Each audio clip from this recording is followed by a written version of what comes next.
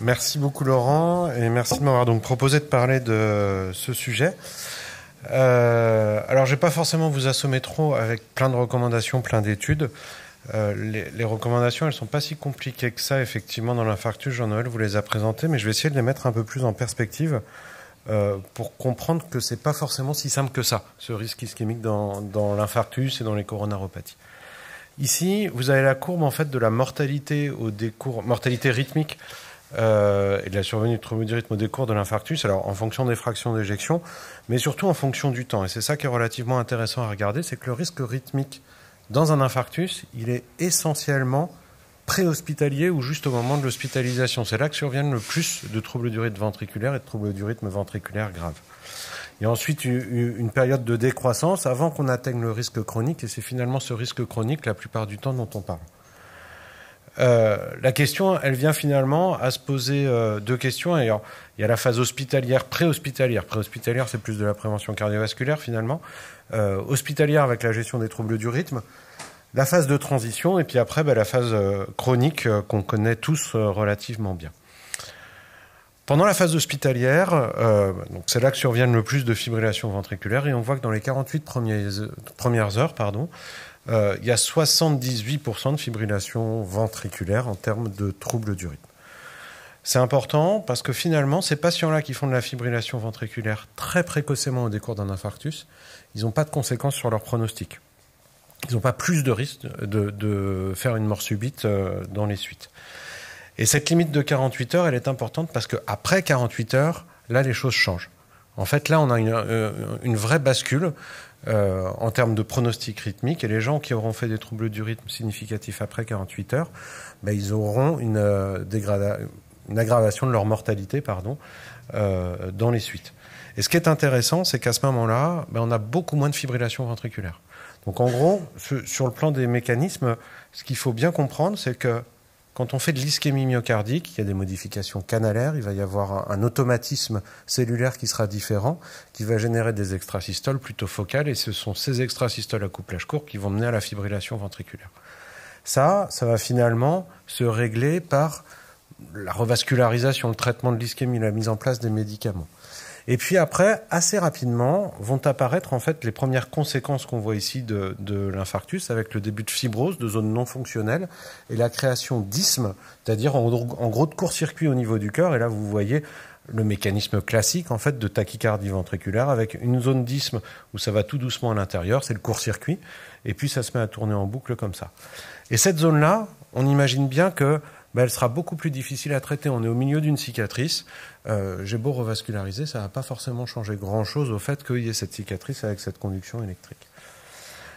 C'est pour ça, donc, via ces mécanismes, que finalement, ce point de transition de 48 heures, il est important puisqu'on recommande d'implanter un défibrillateur uniquement pour les patients qui font le trouble du rythme après 48 heures. C'est-à-dire que même quelqu'un qui a fait sa mort subite préhospitalière, massé pendant longtemps, tout ça, il est revascularisé, on n'a pas forcément besoin de lui implanter un défibrillateur derrière. Ça, c'est la phase aiguë. La grosse question, Jean-Noël en parlait un petit peu, et c'est la question plutôt de ces dernières années, c'est la phase subaiguë, c'est-à-dire que entre l'infarctus et puis le rythme de croisière de la cardiopathie ischémique. On sait que le risque rythmique, il est important à ce moment-là, on sait qu'on a du mal à le prévoir, il est probablement plus important avec une fraction d'éjection du ventricule gauche altérée à moins de 30%, on est autour de 2,3% de troubles du rythme. Et de la même manière que les troubles du rythme très précoces, finalement, les gens qui sont récupérés à ce moment-là, ils ont un bon pronostic. Donc effectivement, la LiveVest s'est positionnée sur ce créneau, avec ici les données du registre français qu'on voyait tout à l'heure. Alors ce registre, il semble plutôt pas mal, effectivement, quand il est publié comme ça, mais ce n'est qu'un registre. C'est-à-dire que ce sont des individus qu'on a déjà présélectionnés pour avoir une LiveVest. On retrouve les 2% à peu près de troubles du rythme. Ici, ils portent bien leur LiveVest, ils sont quasi à 24 heures sur 24. Honnêtement, porter un truc comme ça 24 heures sur 24, je ne sais même pas si je le ferais. Mais effectivement, si on regarde ce qui se passe dans les études, dans la seule vraie grosse étude randomisée, ça ne marche pas. Ça ne marche pas. Il n'y a pas de modification de la mortalité, aucune modification particulière. Alors, il y a des critiques sur cette étude, effectivement, mais n'empêche que ça reste la vraie vie, quoi. C'est des gens qu'on a sélectionnés qu'on a justement pas trop sélectionnés, qu'on a inclus, et on n'arrive pas à montrer de différence significative. Ils portent pas forcément leur veste, effectivement, hein. Il y a 12, 20, 15, 20% de gens qui ne la portent pas, mais je pense en vrai que ça correspond à peu près à la vraie vie si on les suivait pas en télécardio. Et puis on voit qu'effectivement, avec le temps, ils en ont de plus en plus marre, ils la mettent de moins en moins, leur veste. Avec des extrêmes, hein, des gens qui sont gentils, et puis des gens qui n'en ont rien à faire, qui vont la laisser dans l'emballage. Ça, c'est certain. Mais clairement, ils la portent pas souvent, et puis, même dans la journée, en fait, avec le temps, on la porte de moins en moins souvent, et si on l'enlève 4 heures, effectivement, le bénéfice, il va être probablement moins important. Donc ça, c'est ce que nous montrent les sociétés en général quand ils nous montrent des défibrillateurs ou des trucs comme ça. Tout est super, tout le monde est content, c'est joli. Il y a des petits enfants, des petits chiens. Et ça, c'est la réalité. C'est-à-dire que le patient, quand il est dans son lit, qui ne sait plus dans quel sens faut le mettre, s'il faut le mettre sur la tête ou pas, parce que même en hospitalisation, quand on les éduque, ils savent à peu près, mais quand ils sortent chez eux, ils comprennent plus s'ils peuvent téléphoner avec ou pas. Enfin, honnêtement, c'est souvent beaucoup plus compliqué. Alors en vrai, on arrive quand même à les suivre maintenant, parce qu'avec la télécardiologie, on voit s'ils portent leur veste et s'ils la portent bien. Mais ça explique clairement que dans les recommandations, j'ai une lecture différente de Jean Noël. On ne recommande pas forcément de mettre une live vest après un infarctus. On dit « may be considered », c'est du 2B. Pour moi, ça veut dire plutôt non. Et de A, ça veut dire plutôt oui. Mais chez des patients sélectionnés. Donc clairement, le bénéfice de la live vest, il n'est pas pour tout le monde, c'est pas automatique, c'est pas une recommandation HS qui nous dit à moins de 30%, il faut mettre une live vest dans la phase qui suit l'infarctus. C'est pourquoi pas, c'est une arme qu'on a. Mais c'est une arme pour 2% de patients qui coûte 3 000 € par mois. Et qui ne sera pas forcément mise en plus que malgré les 3 000 €. Il reste la phase chronique de l'infarctus. C'est pareil. On sait bien ce que c'est la phase chronique de l'infarctus, il y a la fraction d'éjection du ventricule gauche. Il y a eu plein d'études qui ont démontré, prévention primaire, prévention secondaire ici, qu'en gros, on avait 30% de réduction de mortalité en mettant un défibrillateur chez des gens qui ont une fraction d'éjection du ventricule gauche inférieure à 35%. Donc c'est relativement simple dans les recommandations. C'est pareil, on les voyait tout à l'heure, moins de 35% après le remodelage, ça paraît logique. Il y a l'indication de classe 1 de mettre un défibrillateur, il y a plein d'études pour le dire. Je vous fais quand même juste remarquer que la différence significative, elle intervient qu'après 1 an. La première année, enfin, il n'y a pas d'urgence forcément à lui mettre le défibrillateur. Avant 1 an, on n'a jamais démontré de différence significative à mettre le défibrillateur. Alors, il faut peut-être du temps aussi pour avoir les récidives de troubles du rythme, mais c'est pas si automatique que ça, et c'est pas une catastrophe si c'est à 4 mois qu'on lui implante le défibrillateur. L'autre chose que je vous fais remarquer, c'est que ça, ce sont les populations globales, et quand on regarde un peu les sous-groupes, en fait, ça marche pas forcément pour tout le monde. La première chose, c'est que seuls 35% des patients vont se servir effectivement du défibrillateur. Donc ça diminue la mortalité effectivement, mais pour la plupart des patients, ça sert à rien. C'est la première chose à voir. Et puis, il y en a même chez qui, les plus de 75 ans par exemple, ceux qui ont du diabète, ceux qui ont de l'insuffisance rénale, un peu les mêmes qu'on voyait tout à l'heure dans les facteurs de risque d'insuffisance cardiaque. Chez ces patients-là, il n'y a en fait pas de bénéfice démontré en sous-groupe à la mise en place du défibrillateur. Donc pour quel patient, c'est pas si évident, et je pousse un petit peu encore plus avec cette étude qui date, vous voyez, mais il y en a eu d'autres depuis bien évidemment, où ils ont essayé de mettre un score de risque de mortalité au décours de l'infarctus, mortalité rythmique, ils sont tombés sur ces critères, donc de l'insuffisance cardiaque, de la fibrillation atriale, des QRS, l'âge, toujours à peu près la même chose en fait. Quand on combine ces scores, on va avoir un score qui va être soit très faible, soit très élevé, et forcément, ça tombe bien, ça marche. C'est-à-dire que quand on a un score relativement faible, on a une mortalité qui est faible. Quand on a un score élevé, on a une mortalité qui est élevée. Mais si on regarde ça, le bénéfice du défibrillateur, c'est-à-dire la différence entre la mortalité non rythmique et la mortalité rythmique, il existe que pour des scores intermédiaires. C'est-à-dire que quand on a un score faible, il n'y a pas vraiment de différence. Effectivement, on a peu de risque d'avoir une mortalité, qu'elle soit rythmique ou non rythmique. Mais quand on a un score élevé, en fait, ça se rattrape, en fait. Ça revient à peu près entre les deux. Effectivement, c'est ce qu'on voit là, en fait. Plus notre score de risque augmente, peut-être via l'insuffisance cardiaque et via le fait que les facteurs se recoupent, plus, en fait, on va faire de morts rythmiques, mais plus aussi on va faire de morts non rythmiques. Et donc, le bénéfice du défibrillateur, il ne sera pas forcément si important pour des patients. avec de l'insuffisance cardiaque, plus de 70 ans, des QRS larges. Donc ça pose quand même question sur la sélection des patients.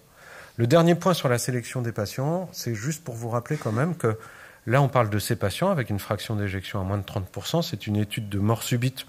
On classe les patients en fonction de la fraction d'éjection du ventricule gauche.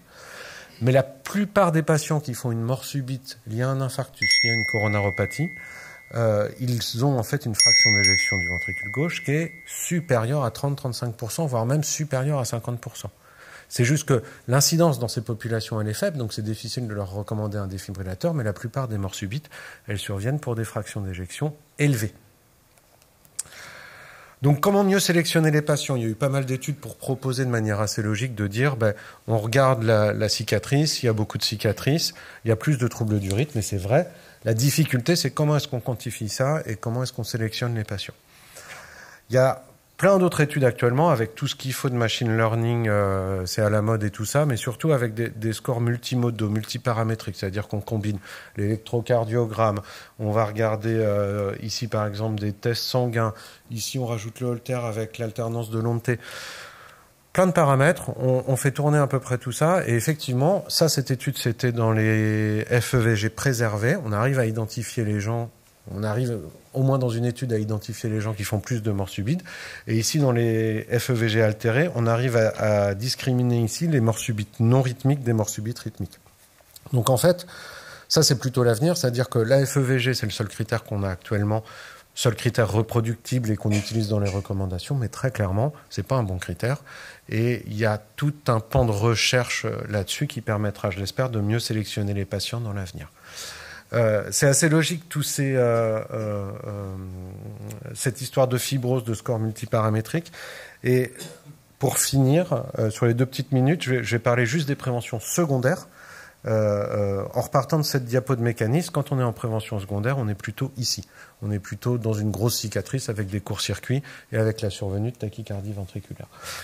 Quand on est en prévention secondaire, qu'on fait un trouble du rythme, la première des choses, c'est en comprenant ce mécanisme, revasculariser, dilater une artère coronaire avec une sténose serrée, ça ne va pas forcément amener grand-chose parce que la cicatrice, elle sera toujours là, le court-circuit sera toujours là. Donc en fait, la revascularisation, elle a peu d'incidence ou pas d'incidence sur les récidives de tachycardie ventriculaire.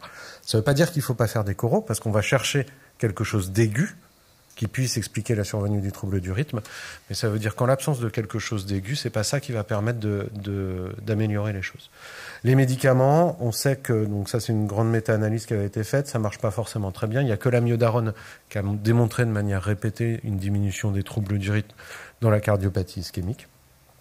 Et puis, vous me direz, il y a toujours le défibrillateur. Oui, il y a le défibrillateur, et oui, le défibrillateur, ça sauve des vies. Mais on sait aussi que plus on utilise le défibrillateur, c'est ce qu'on voit ici, plus on a une augmentation de mortalité.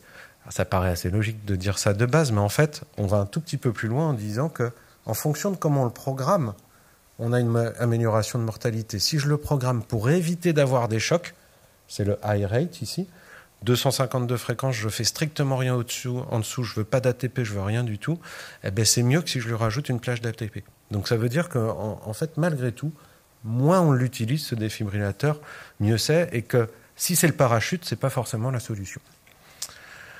Donc pour finir, le risque rythmique dans les cardiopathies ischémiques, c'est sûr que c'est un facteur majeur de mortalité, c'est le facteur principal de mortalité. Les recommandations, quand on les regarde, elles semblent assez simples, assez bien codifiées. Il y a 3 chiffres, les 48 heures, 35%, 3 mois. Quand on a ça, on a à peu près tout. Mais pour autant, ces recommandations, il faut bien avoir en tête qu'elles sont largement imparfaites, voire globalement fausses, mais on n'a pas mieux. On n'a pas mieux. Et il y a beaucoup d'améliorations à faire sur ces recommandations. Sur la stratification du risque rythmique, c'est notamment en ce moment les scores multimodaux, mais il y a probablement aussi des données génétiques qui pourraient nous aider. Et puis sur la prise en charge des patients, que ce soit en prévention primaire ou en prévention secondaire. Je vous remercie de votre attention.